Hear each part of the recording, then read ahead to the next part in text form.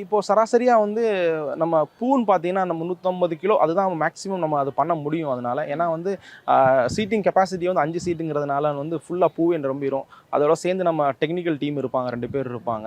So அவங்களுக்கும் இருக்கைகள் வேணும் இல்லையா? அதனால வந்து கொட்டும்போது வந்து சேஃப்டி சைடு நம்ம பார்த்துக்கணும். அதனால இவ்வளோ தான் நம்ம அலவுட் அப்படிங்கிற மாரி நம்ம நிர்ணயிச்சிருக்கோம் அது. சார் இந்த வகை என்ன வகையானது? இது வந்து ஏர்பஸ் கம்பெனியோடது H125 ஹெலிகாப்டர் இது. 5 பேர் பயணிக்கலாம் ஒரே நேரத்தில. Plus pilot excluding of pilot.